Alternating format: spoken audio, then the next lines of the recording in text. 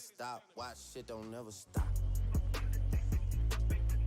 Host Mr. CALI, aka Kenny Drew. We got Eli Hadley with us. He's a former running back. He go to Western Carolina D1 school. How you doing today, sir? I'm chilling. I'm doing good. Having a blessed day, chilling. Having a blessed day. And you stay on campus or you off campus? I stay on campus. They're doing Okay, right now. okay. Yeah. And it's going good? It's going great. I love it. Love it. Okay, let's get it started. Okay. Name, age, sports, and position, sir. My name is Elijah Hadley. I play running back at Western Carolina University. Okay, I like that. Okay, so how long you been playing football for? I've been playing football since I was 6, 5, 6. Okay, so you always, since you were 6, you knew you was going to go pro? I mean, I feel like that's everybody playing once you start playing sports. The plan is to go far as you can, playing the sport that you love. You really can't complain. Okay. So let me ask you this: Who pushed you to do better? Push me? I mean, I feel like your number one supporter. Yeah. I feel like I really don't have a number one supporter. I really have a collective of people. I feel like my whole family, from my mom, my dad, to my sisters and my grandparents, everybody really pushes me to keep going. And when things, get hard or anything like that, you don't feel like waking up every morning. It's kind of like my mom texts me good morning text or whatever, and that's kind of like pushing me each day to get up and be productive, I'd say. Okay, I like that. Okay. So tell me a little bit about you. A little bit about me. I mean, like I said, my name is Elijah Hadley. I'm originally from Charlotte, North Carolina.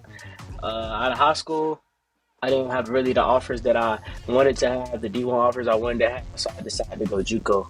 I went Juco in California. It was different. I met a lot of good people, made a lot of friendships that I always have, a lot of connections, met a lot of new coaches. It was a culture shock for sure, coming from the East Coast to the West Coast, but like I said, I wouldn't change my journey, or I wouldn't change the people that I've met or anything for nothing else. You gotta appreciate every step of the way. Okay, I like that. Yeah. So I know we're gonna get into this more later on, but it's so you're saying when you transition, because you didn't have the offers you wasn't expecting out of high school, you went somewhere totally different. Mm-hmm. So you think that was worth it in the long run? Definitely worth it. It gave you new scenery, different type of grind. Okay. Definitely. Yep. So in Juco sports, what's your thought on it? I love it. I mean, I feel like Juco, it made boys into men. Because at the end of the day, I know you was Juco, we was on the same team, so It's like me and you both know, we don't really got everything set out for us. Like, sometimes we got to go work out on our own. Sometimes we got to get in the playbook and stuff like that on our own. Like, we really don't got the facilities and stuff like D1 athletes or even D2 athletes. So it's kind of like we getting it out the mud. We grinding to get what we want to get. Also, you're on your own. You're not on a college campus where there's a coach just telling you what time you got to go to sleep, this and that. It's kind of like you're in your own house with teammates, and it's kind of like y'all got to get it how y'all get it. Y'all live how you live. Okay. So Juco sports, you thought it, what you thought it would be, that's what you thought it would be, or what? I would say the only thing I feel like is different than I thought going down there, I kind of had the mindset like, I'm going to get in, I'm going to get out. I really didn't expect to have the fun that I had. I didn't expect to build the bonds that I built. It was kind of like when I first got there, it was kind of like I was acting like a lone wolf. Like, I just wanted to get in, get out. I really didn't want to make no friendships. I just want to do what I had to do, go to my D1. But it's like once you embrace the journey and you start making friendships and stuff, you kind of feel like Juco is just as fun as going to any other university, just because, like I said, you build bonds and you have fun off the field. Everything don't got to be about football 24/7. Okay, I like that answer. Okay. So the training in Juco, was you expecting it? Definitely.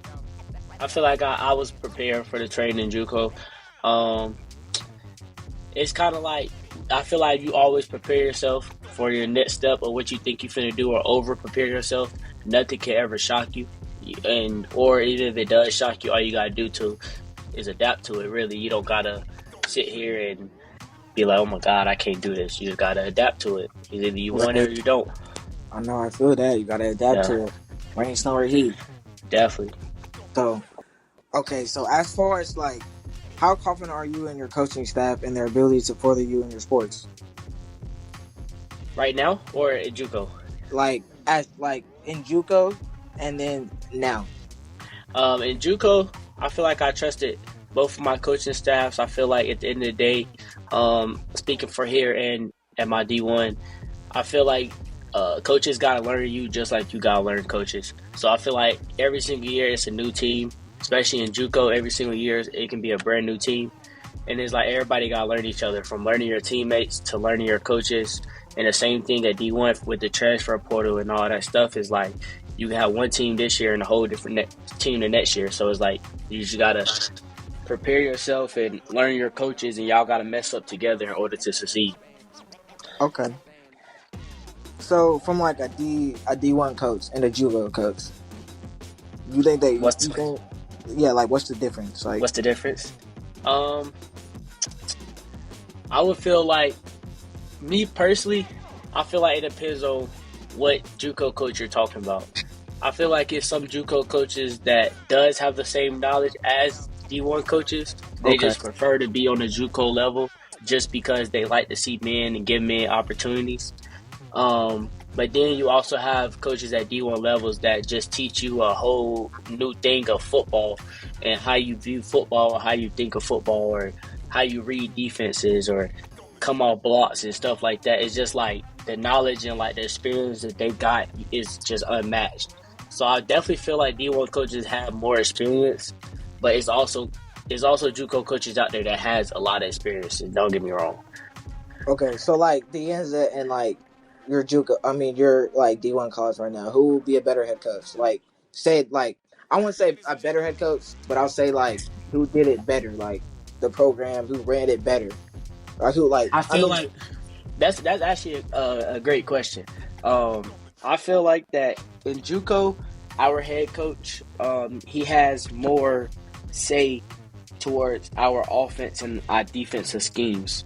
It's kind of like at Juco, our head coach got more say so, or more like hands on with the offense and the defense. But when you get to a D1 level, it's like the roles for head coaches kind of change. The head coach doesn't have to worry about running the offense or defense at all.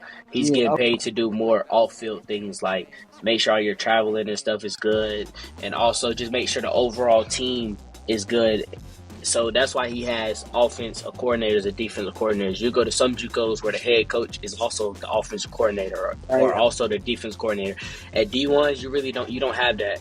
It's an offensive coordinator, defensive coordinator, and head coach. So it's like the head coach got different responsibilities at D1 than it does at a Juco. So it's definitely going to be a lot different coming from a head coach aspect. Okay. So what, do you think it's more stressful to be a D1 coach than a Juco coach? I would say both of them is stressful. Right. It's just stressful on different levels. I feel like a Juco head coach is more stressful because he has to get everything with not a lot of funding. Right. On that aspect of stressful.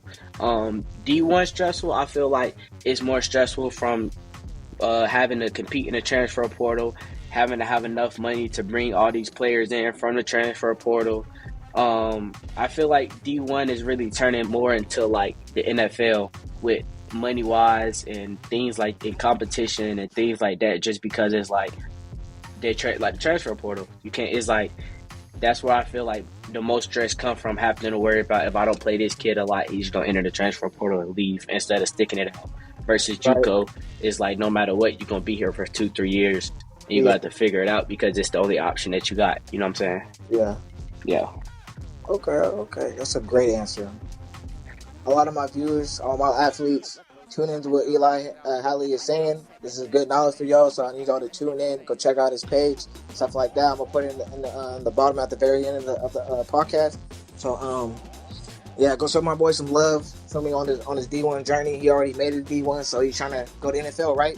Definitely. Yep. What team are you trying to play for? Sure, if I could pick, Uh, I might have to go somewhere in Texas, Cowboys or the Texans or something like that. Oh, okay, okay. He said the Definitely, Cowboys. What? Running back for the definitely. Cowboys? You know that's my favorite team. You know I gotta go with the Cowboys. Oh, Derek No. Prescott gonna be throwing him the ball. That's crazy. It's not like they're gonna be just giving them the ball. They're gonna throw it to him. They're gonna have to. But okay, okay, I like that for you, sir. So tell me about like injuries. So whether it be current, past, or how it affected you, your ability on your journey, and how this affects you at Juco going to the next level. Definitely. Overall, not just me personally, but overall, I feel like injury is definitely a setback because at the end of the day, you get an athlete, you don't really know if he's going to come back the same from an injury. If he tear ACL or anything like that, or break a rib or break a toe or anything, it could affect how you play. It could affect how you perform. But when it comes to me, I've been blessed not to have any big injuries. I have had like some knee problems and things like that, but I feel like the biggest thing with an injury is just staying motivated and knowing it's gonna all pay off in the long run, and also doing exercises to make sure to prevent injuries because you can lift all the weight you want, you can run all you want, but if you don't take care of your body and properly stretch and do things like that, then it's like you're just asking for an injury. So I feel like injuries, just stay motivated and you do your best to do things to make sure you don't get injured. Learn how to tackle, learn how to juke properly, learn how to run routes properly, things like that. Just control what you can control, really. Okay. Yeah. Okay. So Eli, so you know what a four letter is, right? For a letter? Yeah. Like that Um, same no, I don't think so. like NIL stuff like that, like the other like after Juco. Nah. You don't know what I'm talking about? Like the what's it called? It's like the NIL or the NIA, some shit. It's like the four letter that all football players don't want to go. But NAI? yes, I don't know the name. NAI. Yeah, NAI. Yep. So do you think that can? So you think after a JUCO and you don't get no offer to a university, you think it'll be like it'll benefit you to go to one of those? Definitely. I mean, I feel like nobody should ever knock somebody's journey. I don't care if you come JUCO and go D3. I don't care if you come JUCO and go D1, D2, NAIA. I feel like everybody has their different journey in their calling in their life. You know what I'm saying? Okay. It might not be sports. It might be doing like things like you doing like a podcast or coaching or being a trainer. So you never know if you go to the NAIA who you might meet and who might show you your calling in life. So I always say embrace every journey that God sent you on. Okay, I like that. Okay. Definitely.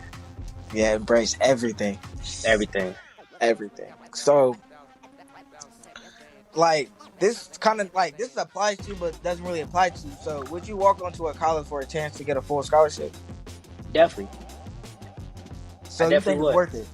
Yeah. Definitely. Like coming out of pocket and everything, like you gotta relocate everything. You think it's worth it? Definitely.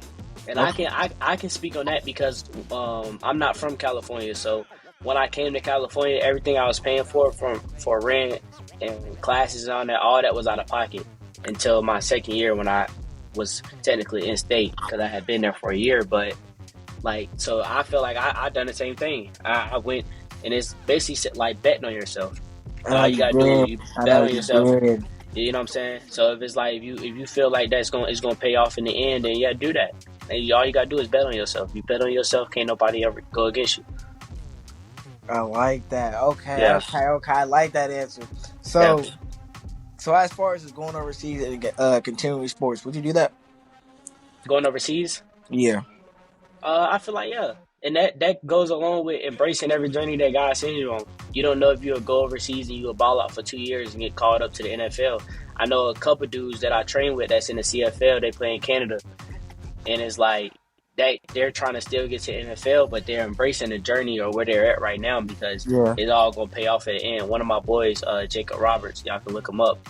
He plays in Canada, but he also getting NFL looks, and he's been there for 2 years. So it's like never push away what God is telling you to do. If God's telling you to do and you feel like that's your calling, then go do that.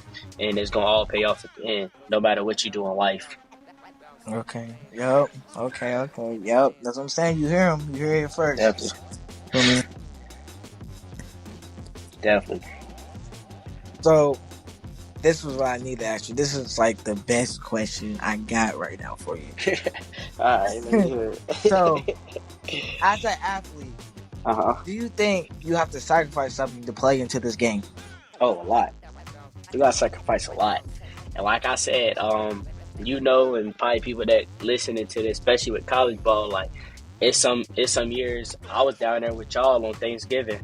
You know what I'm saying? Like that's sacrificing. You can't be with family on Thanksgiving, holidays. You have little siblings, they birthdays and stuff. You might be out of state. You can't. You might have a game on a Saturday. You know what I'm saying? It's just a lot of stuff. Weddings, people having babies. There's a lot of stuff that you're gonna miss out. Family things that you're gonna miss out on. But it's like at the end of the day, you don't never want to just sit back and want to attend every event because you just want to be there, but then you look 10 years back and be like, dang, I wish I would have sacrificed a little bit so I can be set for life in 4 or 5 years from now. So it's like you're definitely going to sacrifice a lot. You're going to sacrifice your body. You're going to sacrifice time with your family, with your girlfriend, with your best friend. You're going to sacrifice a lot, but at the end of the day, it's going to be worth it. Okay. So you definitely got to sacrifice. Okay, for the bigger picture. Okay. Definitely. So all my high schoolers that's listening and going into Juco sports, or they got an offer. Lucky you. But I feel like this is what y'all need to know: informational awareness on your journey to go D1. Mm-hmm. And so let me ask you this: so like about like the endorsements and stuff like that you get at D1, like how does all that work? So really, most people get a collective. So everybody that's on the team doesn't get the same amount of money. Everybody on the team might not get money. You have walk-ons, you have partial scholarships, you have full scholarships. So it's just a lot. It's just a lot that goes into it behind the scenes. But really, it's more of collective. So like businesses around, people that used to go to the school, things like that, they give you money. You might give you money monthly or more like kind of support you, money to support or help you get through college until you can get to that. Because people's making good bread in NIL and all this, but nobody's making the money where it's generational money, where they can just be set for life and not go to the league. So I feel like even though it could be the richest player in college football right now, he still got dreams to go to the league because money's only temporary. You can't take care of everybody off NIL. That's just not how it works, especially not right now. So I feel like everybody's pushing to get NIL because it's good to have money in college, but I feel like the end journey and the end goal is to make it to the NFL so you can make sure your kids got money and wealth and things like that. Okay. Definitely. Okay. Yeah, that's a good outside insight about that, because that's me personally, and like other people I know, like we're very confused on how that works, especially we're just at a JUCO level still. But I'm saying it is good to know about it before we get to the next level. Yeah, definitely. So definitely. Mm-hmm. It's all a business at the end of the day. Everything. Right. Okay. Yeah.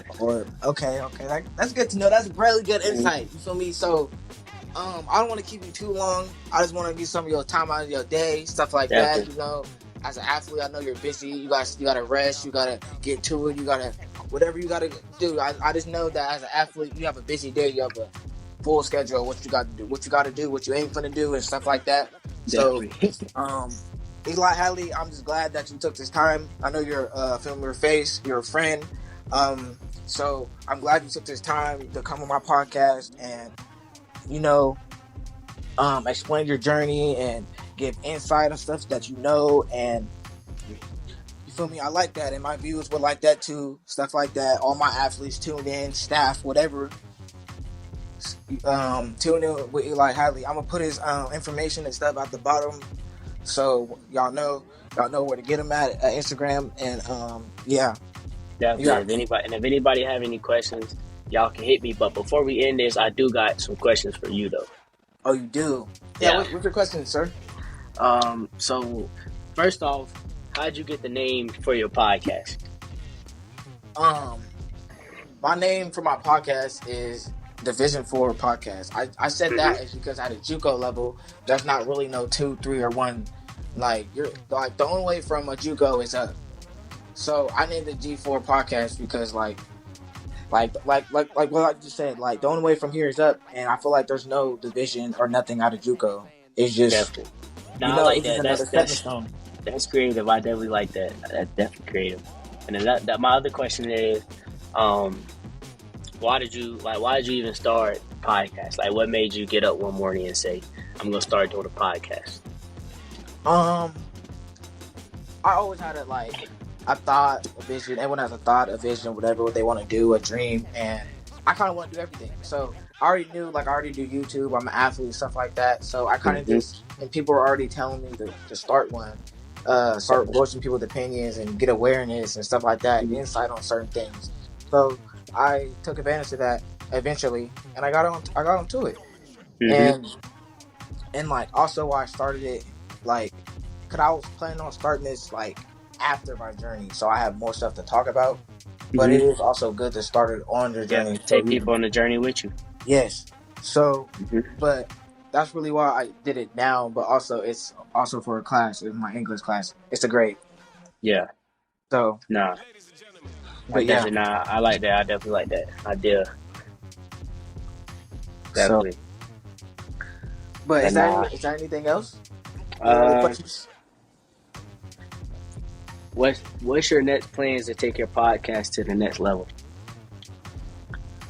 Really is to do, because all right now is kind of just like an audio podcast, but after a while I actually want to get for me, you're a real athlete, I want to get more real athletes on here to actually tell their story, and hopefully I get some actually I get some famous people we want to call famous. I get them on my podcast and they talk about their journey, what they did, and what. Because most of the time when you get someone that's already there, that's going to give you insight how to get there.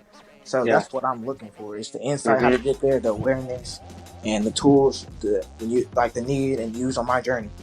Yeah. So I feel like I get better people to give me more awareness and insight and focus, and I feel like they can help me with that. So I just gotta definitely, and I definitely reach out to some people that's that's already in the league or at big D1s, Florida State and stuff like that. Definitely tell them, come tap in, come do an interview with you and stuff like that. I definitely got you. Oh, for sure. Yeah, so my way, I'm gonna interview them, get the story across, stuff like that, and we're all trying to go D1. There's only a few selected spots in the world, so definitely. Definitely. I appreciate you having me. Yeah, I'm pretty sure you taking the time out your day and talk about your insights and stuff like that. Definitely. So you're my brother. You're my brother for life. I got you every time. See, that's why I love podcast people. Yeah. That's why I love the sports business, because you always meet people that you thought you would never kick it with. People on the other side of the world, people this in general, people that you thought you'd probably never be their friend of anything, or if you know you were going to be their friend, you get to meet new people. That's what I'm trying to say. Especially in the sports environment, you get to meet new people, and they come long life brothers. And you got to, especially in life, so, you gotta meet new people in life, or you never will get to where you want to get to. Just talking to the same people every day, knowing the same people, you gotta expand who you know. You gotta know everybody, because you never know who you gonna need for any little thing or big thing in life. Definitely. So yeah, thank you for spending time out today. I'm gonna wrap it up, and you have a good rest of your evening. All right, bet. Appreciate you, bro.